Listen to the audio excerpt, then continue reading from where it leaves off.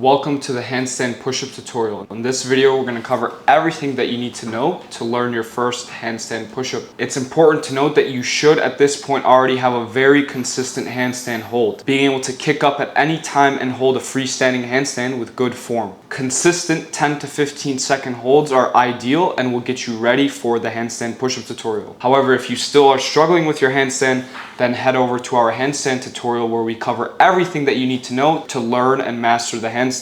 Now that we got the prerequisites out of the way, let's talk about the handstand push-up. The handstand push-up is 70% balance and 30% strength. The strength requirement to actually get a handstand push-up is quite minimal. The main bottleneck for most people when it comes to this skill is the balancing component. And so that's why it's crucial that you have a consistent freestanding handstand hold. We're gonna start off with some common mistakes that people make when learning the handstand push-up. The most common mistake that I see beginners make when trying to learn this skill is they skip past the pike push-up. Although the pike push-up is a relatively basic exercise, it teaches you a lot of the fundamentals about protraction and the right activation cues that you'll need in the real handstand push-up. And so that's going to be the first exercise that we're going to cover now. Another common mistake I see with those trying to learn the handstand push-up is they keep attempting it over and over and over again without fully understanding what the handstand push-up is. With the handstand push-up, there's a very important aspect of trajectory.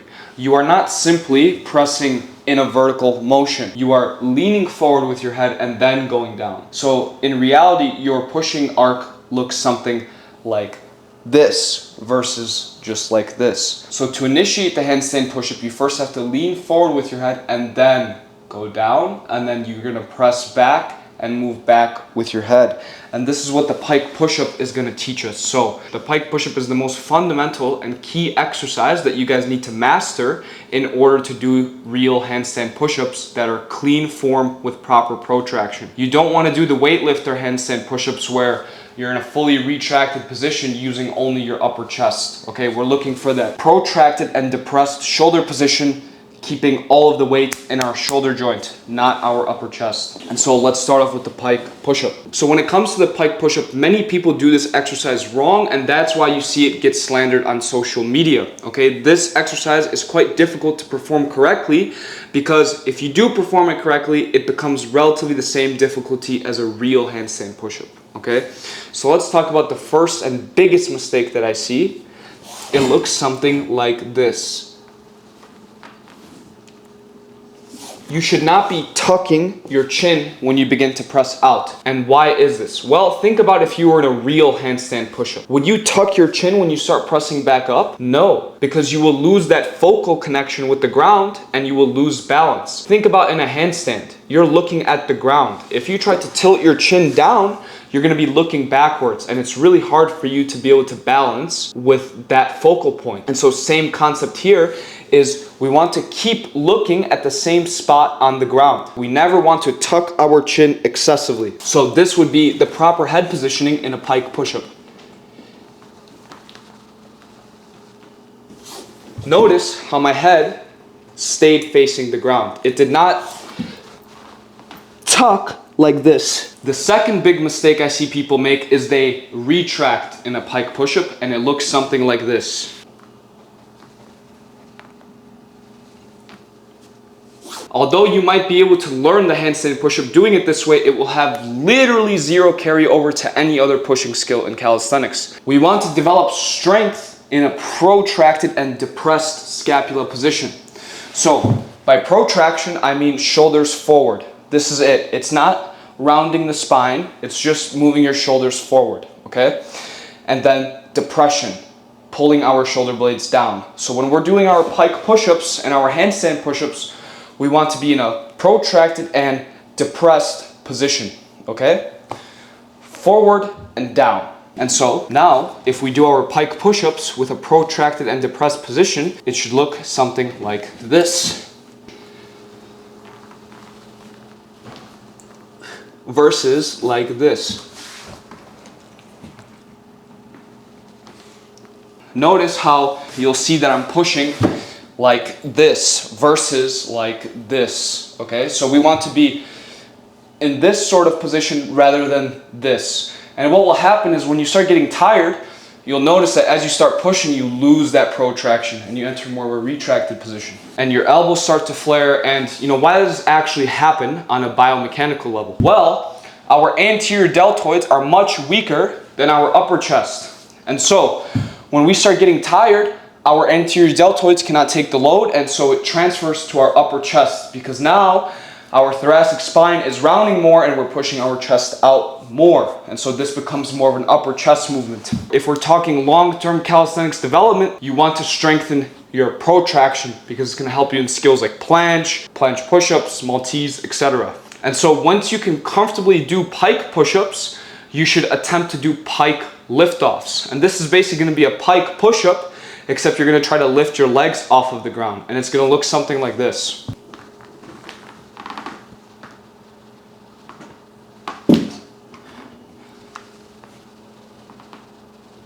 Pike lifts are a great exercise and are one step higher than the pike push-up, because they're going to teach you how to protract hard enough and get enough of your body weight in this position so that you can actually lift your legs off of the ground. When it comes to pike lifts, it might feel impossible to lift those legs off of the ground, right? But truth be told, it's just going to come down to if you're leaning forward enough and trying to transfer your weight. And so, I'll even show you guys an example of me trying to do a pike lift, and it will literally be impossible for me because I'm not shifting my weight forward enough. So the issue there, it was really hard for me to pick up my legs because my butt was so far behind my head. So my center of mass is behind my palm. My center of mass is somewhere around here. And so there's no way I'll be able to lift my legs to pick myself up. If I bring my feet closer to my hands, I will be in a more piked position. Right now my feet are further from my hands, but the closer I move them, the more piked I become. If you combine that with plunging forward, you will have more than enough weight transferred forward for you to be able to lift your legs up. And so it should be very, very easy with the proper body positioning and the proper activations with protraction and depression. So this is going to teach you a lot about force transfer and how to direct force into your shoulder. And so once you can do pike lifts, you're almost at your first handstand push-up. At this point, you've already done all the hard work, and now it's going to come down to spending time in that bottom position and being comfortable holding it. So the next exercise is going to be a pike lift, except you're going to unfold your legs and hold the bottom of a real handstand push-up. And so it'll look something like this.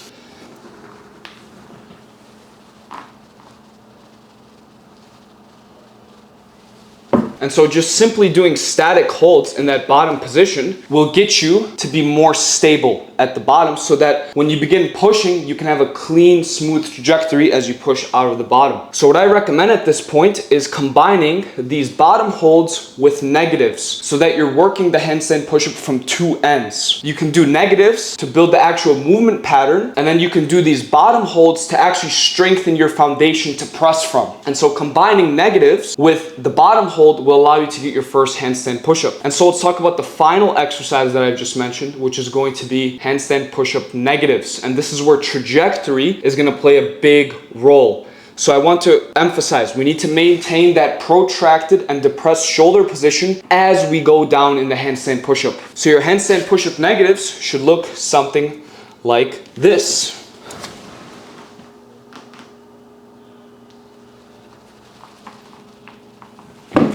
And you should note that before I started my descent, I actually leaned forward and adjusted my focal point to be further than my hands.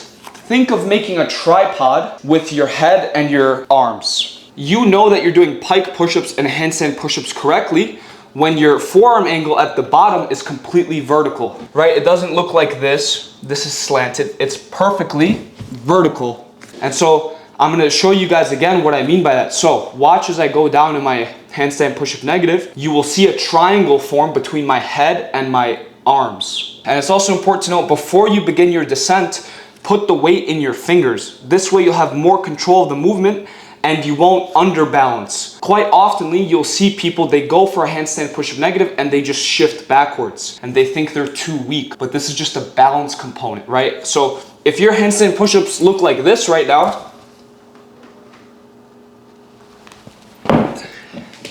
It's not because you're weak, it's because you lost balance. Balance is really key in the handstand push-up, because if you lose balance, you're gonna have to make a major correction to save it, and it's gonna feel like pushing is impossible. The better your balance is, the easier it's gonna be for you to fly out of the bottom. And so let's demonstrate what I mean by forming a triangle between my head and my arms. So if you look at the handstand push-up from the side, as I do my negative,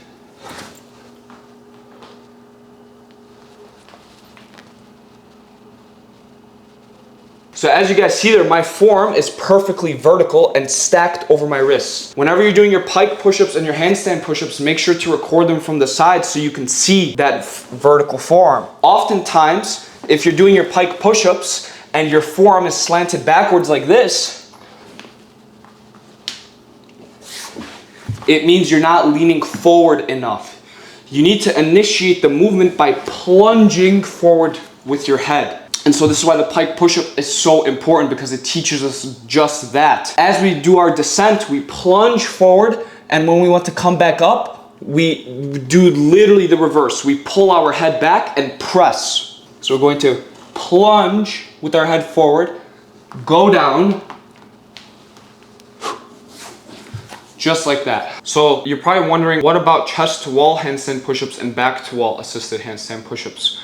Well, I'll tell you right now, you should stay away from back to wall handstand push-ups at all costs. It's going to reinforce that retracted position that we want to avoid completely. However, chest to wall handstand push-ups can be very useful for building the raw strength needed to do the real handstand push-up. So I'm going to demonstrate for you guys now the chest to wall assisted handstand push-up variation, and I'm going to kind of talk you guys through it as I do it. To enter the chest to wall assisted handstand push-up, you're simply going to walk up the wall. You're going to climb up the wall until you're a comfortable distance away from it, and you're going to point your toes so that you don't drag against the wall as you push. You're going to plunge forward with your head, descend, push back up. So in terms of distance away from the wall, you're going to have to judge this, because it's going to be different for everyone depending on limb length, how tall you are. But you want to have enough room to have that diagonal trajectory that we're looking for, like we have in the real handstand push-up. Understand that you're not going to be pushing up and down like this. You're going to be diagonally going down and then diagonally coming back up. So I want you guys to understand, all of the exercises we mentioned today are useless if you don't do them in a protracted and depressed position. If you're retracted and you're flaring your elbows, quite literally every exercise today you can do for 5 years and you'll never ever achieve a proper handstand push-up. Make sure you're doing everything with protracted and depressed scapula position or shoulder position. We want to avoid doing our chest to wall or pike push-up variations like this. This is horrible, okay? This is horrible. You need to be like this. And so in terms of how frequently you should be training the handstand push-up, I recommend training it 3 times a week. I think that's perfect for most people. If you want to do more, you can do 4 times a week training, but keep the intensity of each session somewhat lower, because the more frequently you train, the less intense on average each session should be. It depends on which stage of the handstand push-up process you're in. However, if you do have the sufficient strength and you're already doing chest to wall handstand push-ups, you're doing pike liftoffs, you're doing the bottom handstand push-up holds, then at this point, all you need to do is attempt it as frequently as possible, okay? However, if you are still trying to build the strength needed for the handstand push-up, I recommend training it 3 times a week, focusing on pike push-ups and really keeping that protracted and depressed shoulder position. And if you feel that pike push-ups are too easy for you, you can try to transition into pike liftoffs or do the chest to wall assisted variation. The handstand push-up is an amazing skill. It demonstrates strength, balance, coordination,